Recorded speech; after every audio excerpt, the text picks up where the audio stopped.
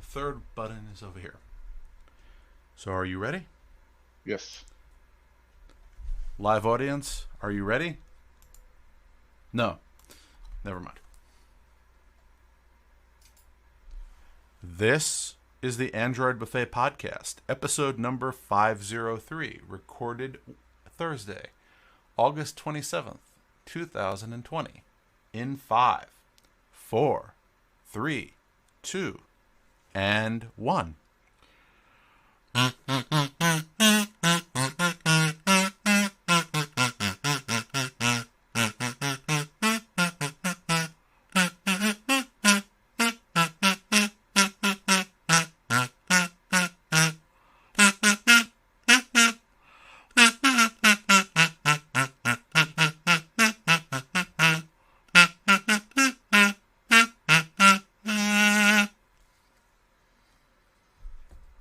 Yeah. I thought I'd try something different. Okay. Just completely cut me out of the entire intro. Appreciate that. Thanks a lot. Well, I was very hurt the people at Disney cut that song. I thought it was very perky, but it has some negative history. Everything has negative history. That's the problem. There's nothing in the song itself. Anyway, so we are back for another week of the Android Buffet Podcast, still with live. And as a special surprise this week, not only do I have the usual show notes cam, but I have this extra special cam, the blank wall cam. Ah. Yes, there it is. For all of you watching live, it is a blank wall. Exciting, isn't it? It's a wall, and it's blank. Okay. So, not as many things to talk about this week. But did you do anything exciting? No, not this week. I'm still struggling to get a 3D printer, man. It got lost. And since it's come from China, getting any response is kind of a hassle. Well, I don't know. I ordered a pair of goggles from China, and I haven't heard anything yet. For some odd reason, I can't get my prescription. From China? No. I couldn't find a place that would give me prescription goggles for my eyesight, which is pretty horrible. So I ordered them, and I'm told they'll be here in 3 to 5 weeks. Which, of course, will be sometime in October, November, which is, of course, the perfect time in New York to swim. But there's always next year. Always next year. Well, I could always go visit my parents in Florida, except for the fact they're here and not in Florida. Kind of hard to visit them where they're not. Well, eventually, your state will not scare them so they can come back. Hopefully, it's getting better. It is. Yeah, so who knows? In the meantime. And assuming you're talking about the COVID stuff, let me just check. They are scared about that, yes. Yep, we are.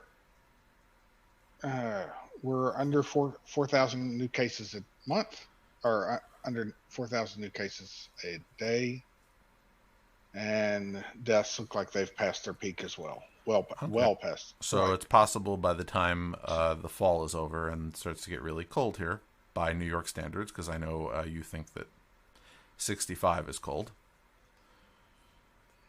Well, that's because it is. Yeah, but maybe by that point they'll be able to go back. The problem is, here in New York, when they're hanging around, they can isolate themselves. There, they live in an apartment building. It's sort of hard to avoid people when you have a lot of people around. So that's pretty much why they left. But if they are able to isolate and things look better, maybe I'll come visit them. For some odd reason, I haven't taken any vacation this year. Unless you count Friday, where I took off the day just to not be at work. I think that counts. Yes, That's kind of what vacation is. No, I'm saying I didn't really go anywhere or do anything. Well, actually, no.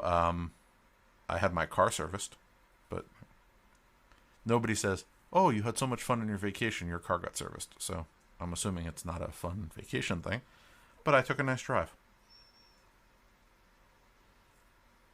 Then I came back.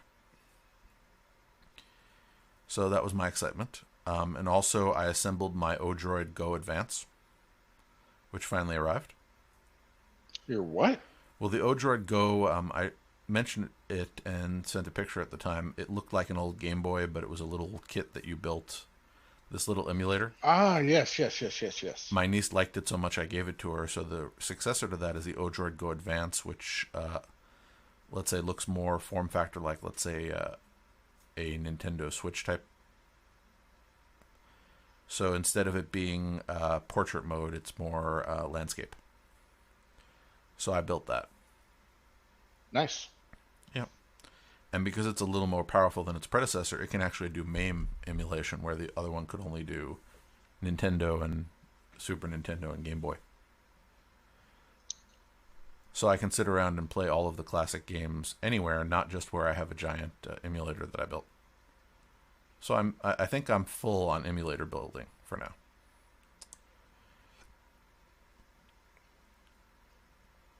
So things worked out. I do have a little more weather stuff to take care of. Yes, like sending me an air meter, an air quality meter. Oh, I thought I was just going to send you a link to an air quality meter. No. I have to send you the whole meter? Okay. Yeah. Are you going to... And the thing to plug it into. Are you going... Okay, are you going to, with your 3D printer, build an enclosure to make it secure for outdoor usage? I don't have a 3D printer. That's why I haven't sent it to you, because you need the 3D printer to make this work. Otherwise, it's an indoor air quality sensor. I could open a window. We'll work it out. In other news, our new logo has completed. You've seen the proof.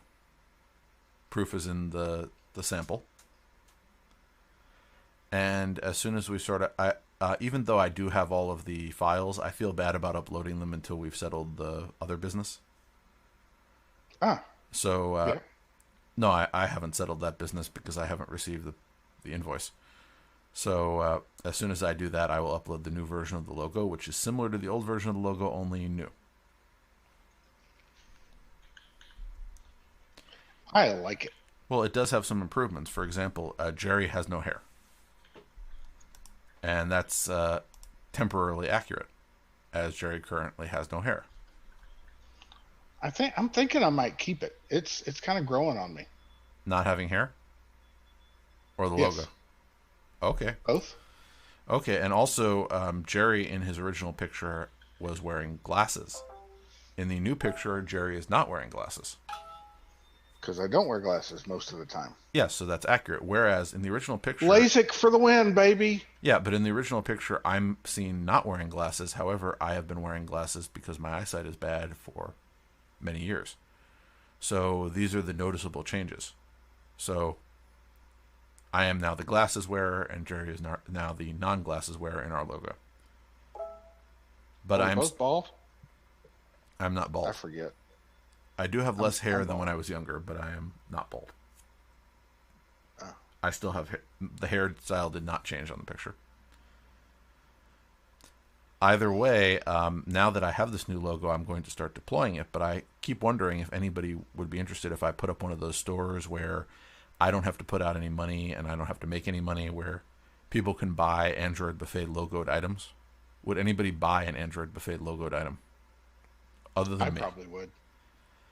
Yes, as I said, I am willing to go and spend the time setting this up as long as I have to do as little as possible. I don't want to do fulfillment, as in I don't want to order like 20 t-shirts and then have to mail them out to people.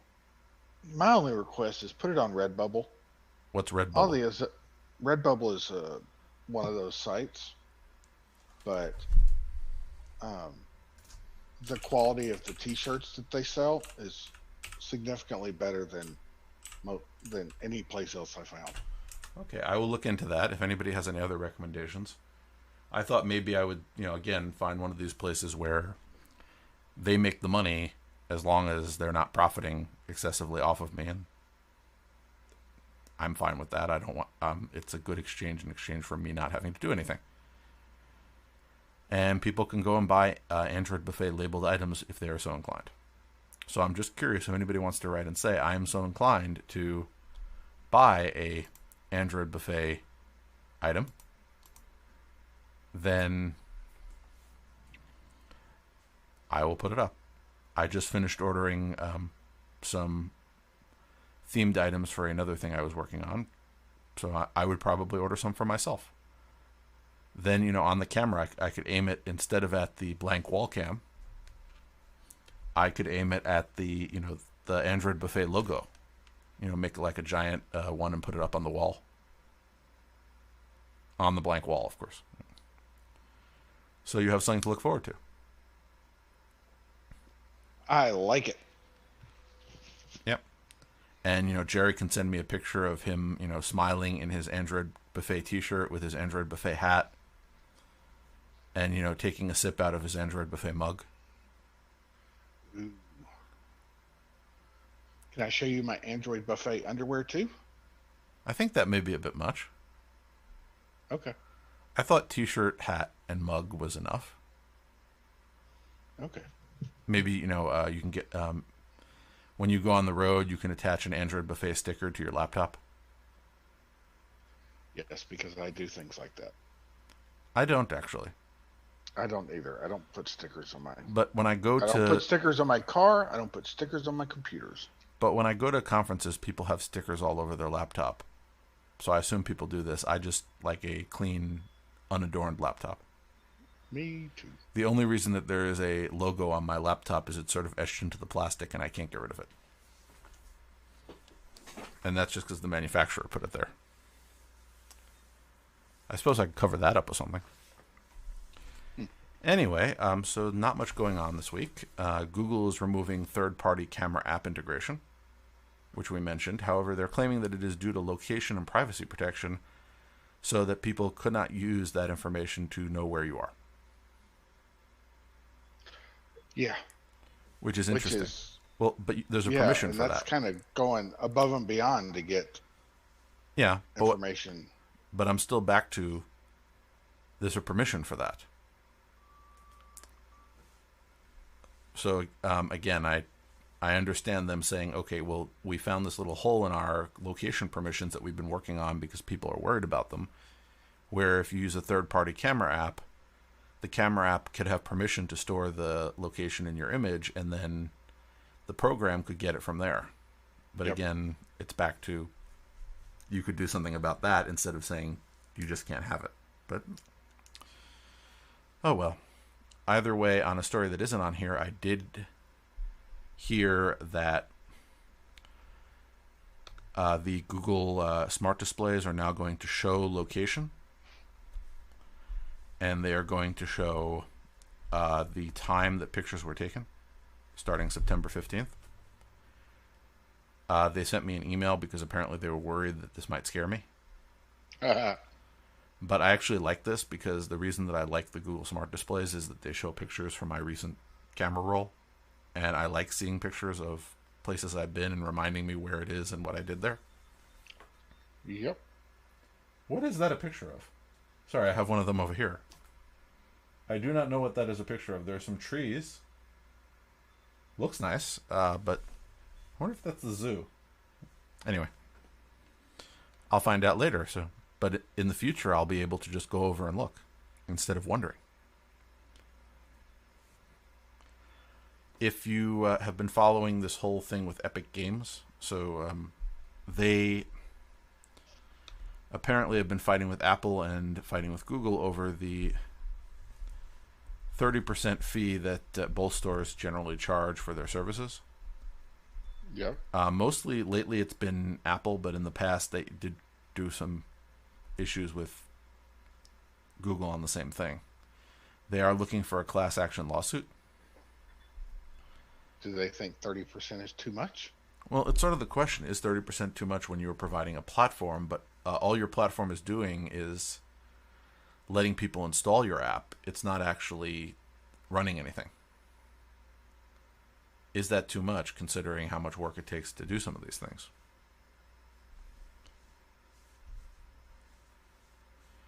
Now, they're specifically with Google, it's establishing an effective App Store monopoly, discouraging and making it difficult to sideload app stores without obfuscation measures such as alarming Google Play Protect prompts, and within it putting anti-competitive practices such as a 30% split and a product pricing minimum of 99 cents.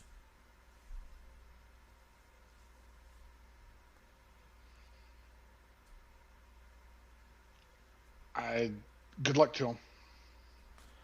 Well, again, this is back to I know you're a free market person. I am. And I agree with you. The free market should dictate this. Google has pricing power. So the whole idea of a class action is that if you get enough developers together protesting this, that Google will hopefully revisit the issue. Yeah, between the two of them, they kind of have a monopoly on access to that market. Yeah, so, and that's sort of the thing. This is the whole idea of banding together. That when you have a big organization and a bunch of little people, the little people individually cannot necessarily challenge the big corporation. However, if they all get together, they might be able to.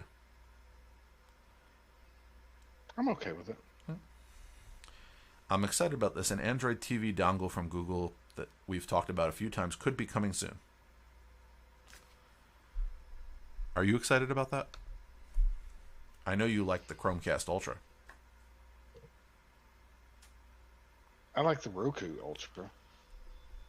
I thought you liked both. I was not very impressed with. The Chromecast was just meh. Well, the issue with the Chromecast wasn't its ability to play video. It was sort of the fact that while I like using my phone to select what video I'm going to play, and I've said this before, I don't like using it to pause and resume. I would rather, find the thing, send it to the device, and have the device queue it up for me, and then be able to control the device directly. And that's coming. Now, also, with all this fighting that you've seen between, let's say, HBO Max and Peacock not ending up on Roku because of various issues, maybe I should have an Android TV device hooked up. Also, I'm the co-host of an Android-themed podcast. I feel like I should get this device if it is not insanely priced. The last Android TV device I got, which was like a $30, generic Chinese device, I don't even remember the brand, no longer works properly because no one is going to support it. Even for the limited amount of time that some companies support devices, no one is going to support a device that's sold at that price point by a company whose name you can't even remember. So the Mi TV stick, which Xiaomi is serving, is actually, if it ever comes to the U.S., might be something I would consider because they would support it for a little while longer. However, doesn't look like it being as there's some Xiaomi issues right now. But here it looks like the Sabrina device might be coming soon enough. But we'll see. Again, I can't imagine that they're going to try to charge too much. Priced reasonably. Well, that's what I'm saying. If it's an Android TV dongle and it's not a full device, it will have to be priced competitively with the Roku and the Fire TV stick, which puts it in the $40 to $60 range, which I'm willing to invest for you, the listeners. For you, the listeners. It's always the listeners. Now, we do have a comment from the live chat. Daryl is once again joining us and did ask on the previous story, what percent does Amazon take to sell in their store? I want to say it's 30% across the board. Yeah, and that's the thing. If you put enough pressure on these companies, maybe they will take it down. And the question is what they add to value worth the 30%? And that's sort of the argument. Clearly, Epic Games thinks it isn't. They do think that that being a platform, they deserve something, but they think 30% is too much. So let them argue it out. If you like the Nest Hub, which I do like my Nest Hub, Google wants to put one in your hotel room. So the story I've linked here is from Android Police, of which some of the stories are. Richard Gao, if I'm pronouncing his name Gao correctly. And apparently you would be able to use it to order extra towels and wake-up calls and other things. Asking when the pool will close. Inquiring about current and upcoming specials. Neat. Well, it sounds simultaneously neat and possibly annoying. Have you ever gone into a hotel room, turned on the television, and there's like that channel that wants to show you advertisements about the hotel all the time? Yes. I find that a It little also annoying. allows you to check your bill and check out. Yeah, I'm saying I find it. I don't find that very useful for very long. Again, if I usually change off very quickly, I'm annoyed that they might have the Nest constantly advertising things to me. Again, if I don't have to look at it constantly and it isn't being annoying, then fine. But I'm just wondering. Now, the Nest Hub, the 7-inch that they have, is probably the best one because it doesn't have a camera. And I really don't Yes. want I really do not want a camera in my hotel room. I'm a little nervous Right. about a microphone, but if it's the Well, the Nest, microphone has a hardware switch too. if it's the Nest Hub, so this might be like a different version of the same device. But if it has the same functionality, then yes, it's just running like a special Well, software the version. article said that that the versions that go into hotels have a hardware microphone switch. Yeah, no, I'm saying I don't know what it's going to ultimately end up. Right now, they're suggesting it would be that way, but we'll see what actually happens. When I last spent time in a hotel, which was that trip where I was in a hotel for 2 months, I actually brought along a Google Home Mini that I plugged in. The little one that looks like a pincushion, so that I could do things like set alarms. There was only one annoying thing. That was one of those European rooms where they made you put the card into a little slot. Anyway, there were some issues there. So if you use the Google Camera app, apparently for Google Camera 7.5, they are changing the file naming scheme so it will no longer start with IMG. All of your files will start with PXL. Which is odd, but whatever. Well, it's sort of acceptable, except I'm just wondering why bother? Is this a vanity thing? Oh, my file names are all PXL because I bought a Pixel. I don't see what useful. No, I'm saying I don't see what useful purpose it serves. If you wanted to make it so that you could, somewhere in the settings, you could decide what your file naming prefix was, and they set it by default to Pixel, fine. But it seems like they went in and just changed the file prefix to another one for no particular reason. What does it add?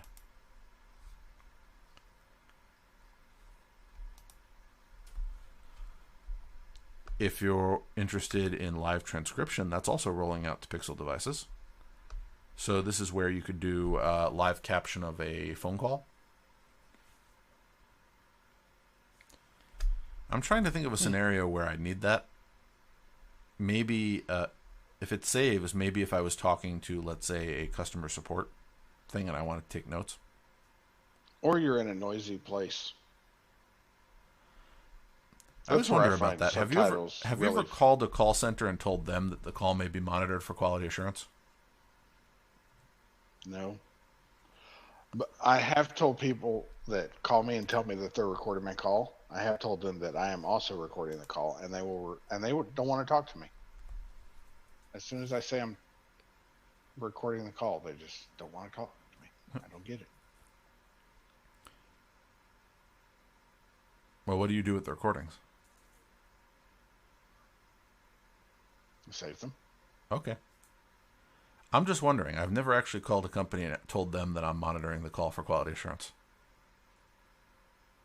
I'm curious to see what they'd say. I'm recording for possible litigious. Well, that seems a bit aggressive. I wouldn't Yeah, be doing but it for. it's I would the not. truth. Yeah, but I wouldn't be doing it for litigious purposes. For me, I'd be doing it to ensure that the quality of my call was to my satisfaction.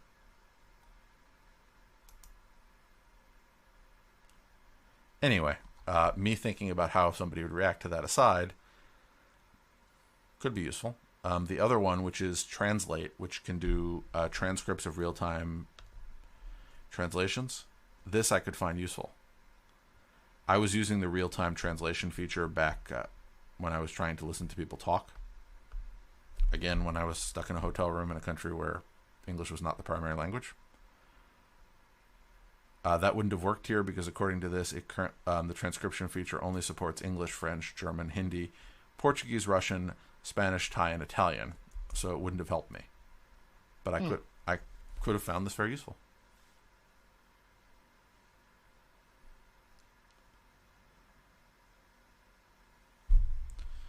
Moving on to some other news. There was this interesting article from the New York Times Wirecutter blog. Used to be just the Wirecutter. From Thorin Klazowski. I think I've heard that name before. I have to pay more attention to who writes these stories. But the story was interesting. We asked appliance manufacturers how long they'll keep connected devices secure, and many couldn't tell us. So the idea being that anybody who makes a smart device should at least say, we're going to support it for X number of years. Because you shouldn't buy a device that's instantly vulnerable. So in this particular story, they went and asked companies for comment. Well, how long are you committing to say that you're going to do this? Because we agree you shouldn't have to do it forever. But you should say you're going to do it for some period of time. Yeah. In other news, I have an answer for what Amazon charges. Yes. And it was hard to find, but I found it. They charge 30% for most things.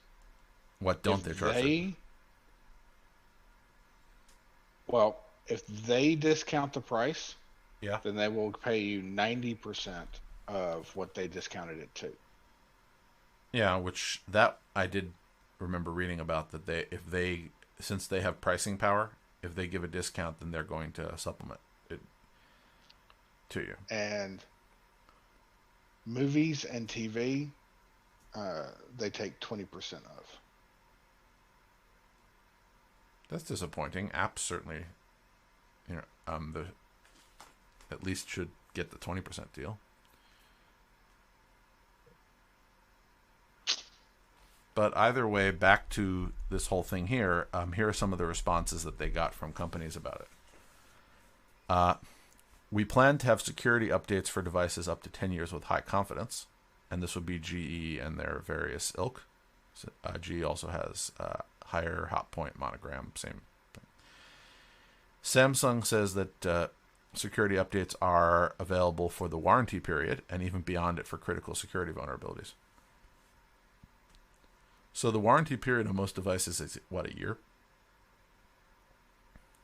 Yeah, which is, yeah. Moving down, Electrolux and Frigidaire apparently says that product life is longer than warranty period for all of their products. But again, back to they will not actually. Well, yeah, that's kind of duh. Yeah, but they haven't. I think that's probably safe for everybody. Or yeah, but they haven't said what they consider to be product life. So how long should you keep your Electrolux or Frigidaire device? They don't say. Now Bosch, who also does this, says that their implementation of their software and their app should be up to date. But they didn't really say anything beyond that.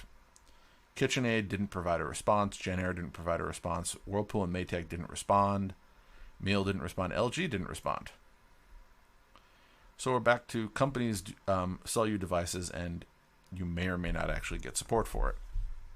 I sort of like the do-it-yourself option where I can, move things in and out. That's why Home Assistant appeals to me. If a device stops being supported, I can swap in something else and everything will work the same way. There'll be a little setup issue. The thing is, I don't like the idea of a smart appliance because the investment in an appliance is such that I wouldn't be able to swap it out. So how do I control my air conditioner smartly? I use an infrared emitter to turn it on and off, and all of the logic is in the computer. So now here, where I don't have an air conditioner with a remote, I have it hooked up to a smart plug and a temperature sensor, and I've created a smart device out of a dumb device. Works perfectly fine for me, and again, future-proof, because I'm the one responsible for the software updates. So that's my solution to the problem. There are a few devices where I'm locked into their ecosystem, and at some point, if I find a replacement where I'm not, I will just dump the device. By the way, if you are interested in inexpensive devices and you have not yet gotten a watch, Mobvoi has introduced the $60 TicWatch GTX. And I was interested in this just to see what it was like until I found out that it is not running Android Wear like the rest of their watches. What is it running? It is running some sort of proprietary thing. I wonder if that's how they get a week's worth of battery life out of it. Well, again, to be honest about the Android Wear, there are a lot of things it does that I don't take advantage of. So maybe I would be better off with a non-Android Wear device. But the Mobvoi TicWatch GTX apparently does health, heart monitoring, sleep, and step tracking. So this is like the Wise Band, which I also played with for a bit. So it's one of these devices where, because it runs like a very simple bit of software and interfaces with your phone for most things, and is otherwise just an interface, it can last longer. So 10-day battery life, integration with both major operating systems, and again, water and sweat resistance. 10-day battery life when it's on power saving mode, but 7-day with regular usage. Or 7 days still not bad. 7 days is amazing. Well, remember, we're back to what I've stated is my goal for a smartwatch, which is to just get notifications on my phone. The only other goal I have that I only use very rarely is the ability to trigger the camera in my phone. Because what I did at one point was I put the phone on like a little tripod and I went over and pressed the button so I could be in the picture. But I very rarely appear in pictures that I myself take. So it's a very obscure use case for me. The charger looks kind of funny. I'm saying it's a nice little device, and I happen to like the TicWatches. Remember, I've had 2 TicWatches. Yep, I was happy with mine. And if they had one that that added the missing feature that I think actually in the new world might be more useful. None of the ones I bought have NFC. I think in the new world where I don't want to touch people in an increasing number of ways, I think that could be very useful. Instead of getting out my phone and running it against things or handing them a credit card, I can just sort of rub my watch against their reader. Why not? I don't know. It works well for me. I'm saying I don't want to interact with people like I used to, and I wasn't really a social butterfly to begin with because of the current situation in the world. I think even after the pandemic is gone, I'm not going to be coming up to people and hugging them and shaking their hands so readily. I think that the world may have changed to the point at which handshaking may be, let's just say, less common. But who knows? I hope not. I can put on a glove first.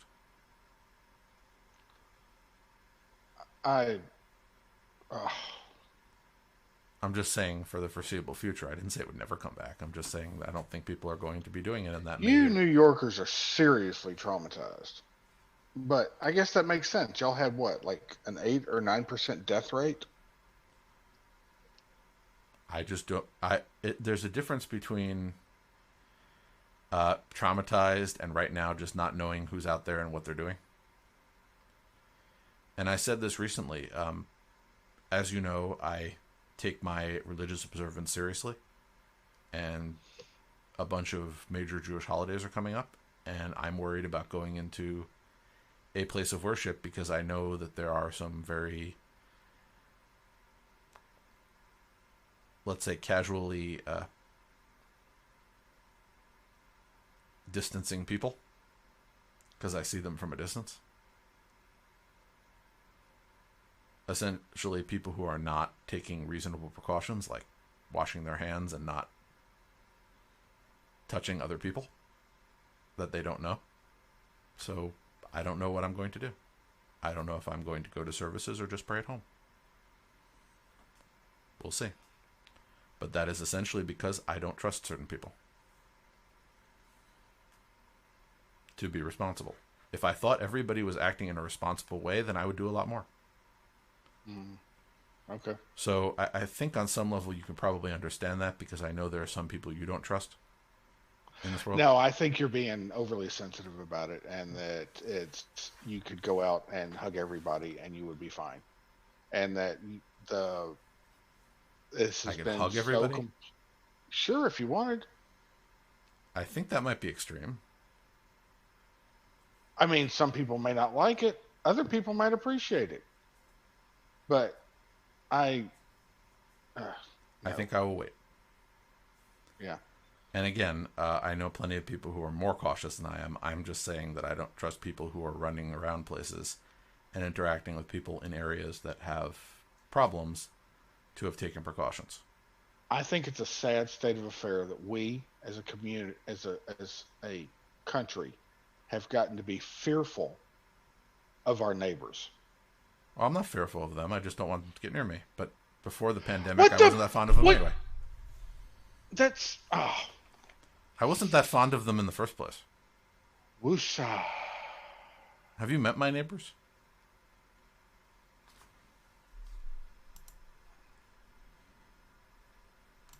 No, I'm serious. Have you met my neighbors? No, How do you know that they're worth being fond of?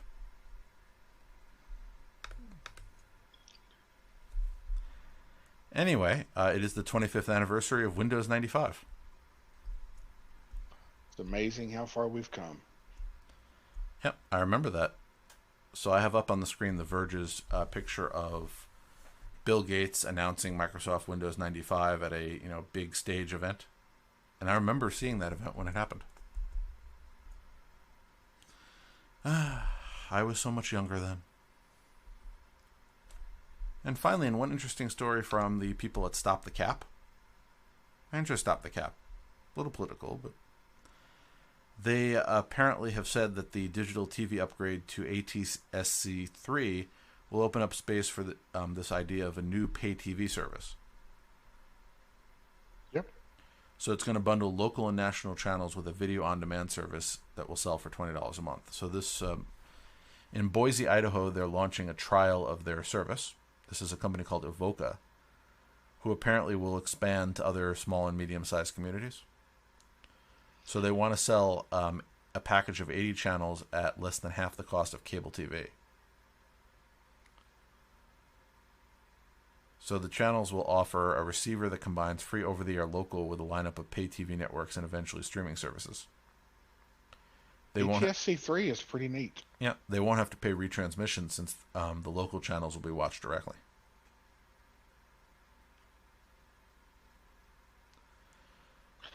I look forward to it. Also Yeah. because the advertising on it gets to be targeted, which is kind of super neat.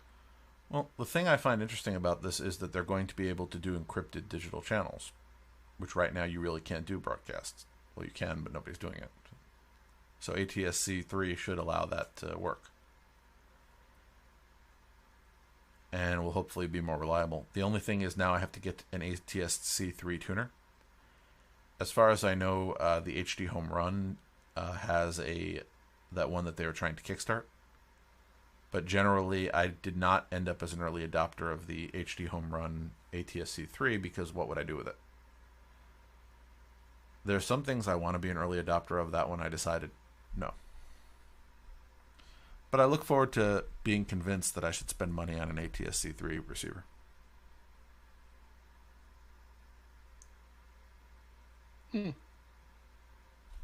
Yeah, I think it is probably one of the ways of the future. I think getting stuff via wire is probably going downhill as people desire more and more mobility. Well, I'm only not sure about that because I think homes will still have wires. I think on the go people won't, but I think homes will still have wires because then they'll have wireless within the home. Well, yeah, you'll have wires to the home, but inside it, Not so much. Yeah. yeah. I mean, most of my TVs, they don't have any wires other than electricity going to them. Mine do, but only because there are some things that don't work reliably in my apartment, only because there are just so many other apartments around. Sure. So for things that when I start getting interference, I do tend to wire it up. But some things are not practical to wire up. For example, the room that I'm sitting in right now did not have a wire to where I was sitting here with my computer until, what was it? I think July, when one night I got a wire that I'd ordered on Amazon and essentially started pulling up the ceiling and pulling the wire through it.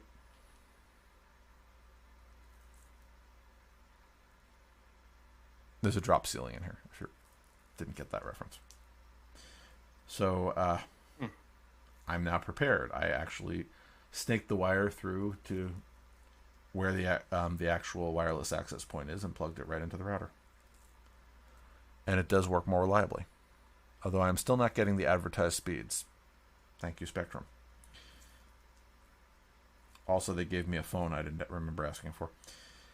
So that brings us to the end of this week. I am looking forward, Jerry, someday to once again entering the state of Florida. Maybe with all this time off that I'm not using this year, maybe I can actually finally visit Jacksonville. I hear good things. I like it. Yeah, that's the good thing We're I probably hear. We're probably one of the biggest cities that's not currently burning itself down. That may be a sales point. Have you considered putting that on a mug or a T-shirt? Well, Jacksonville, we're not on fire. We're also one of the biggest cities in the United States with a Republican mayor, so that may or may not be related. I will not speculate. I will just say that the issues are always a lot more complicated than people tend to equate. There's a lot of things going on. Yeah, but or the other one. Sometimes. Well, the common one is Sometimes correlation. No, I'm saying correlation is not causation. True statement. So the factors that caused you to have a Republican mayor may be related to other factors that caused you not to have a certain type of problem, but that doesn't mean that the two are related directly. Either way, we'll see. I did, to be fair, since last week I was watching the Democratic National Convention, this week I was watching the Republican National Convention. A lot less fun. But I figured I need to be well informed on these things as an independent. So, which one is less fun? I found the Republican one a lot less fun. Really? Yeah. I thought the Democratic one was full of doom and gloom, whereas the Republican is much more uplifting and positive about America as a whole. You know, Scott Adams has this theory. Yeah. It's the two movies thing, where two people can be watching the same screen and see completely different movies. For me, the reason why I found it a little hard to watch was only because I am really not a big fan of Larry Kudlow. But that's neither here nor there. Oh, by the way, Daryl has suggested that I go, but I wear a face shield in addition to my mask. I have one here, by the way. We'll see. They're talking about they're talking about tent right now. When we fear even being around our fellow citizens, that just breeds distrust on a personal layer. Some of these people I'm saying honestly, some of these people I didn't like being around. You know what I'm talking about. Yeah, I know. There are people that are deserving of mistrust because of who they are. But this is causing distrust because they might have been exposed to a thing that you can't see and you have no idea. And there's no indication that they have been or they were or they will. It's just you're scared that they might. So you want them to take certain precautions so that it just this way peace and tranquility do not lie. I'm just hoping for the tent. They're proposing that we just conduct things outdoors where we can spread out a bit more. I'll be perfectly happy with that. Admittedly, it's going to start getting cold, but I would rather put on a sweater than be in a confined space. So there is a solution they're looking into.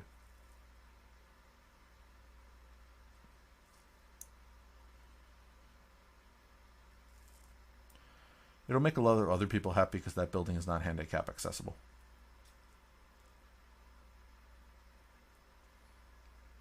It was built in the 20s. It's just wasn't a problem back then that they wanted to deal with. So we'll see. Either way, I'm perfectly fine at home.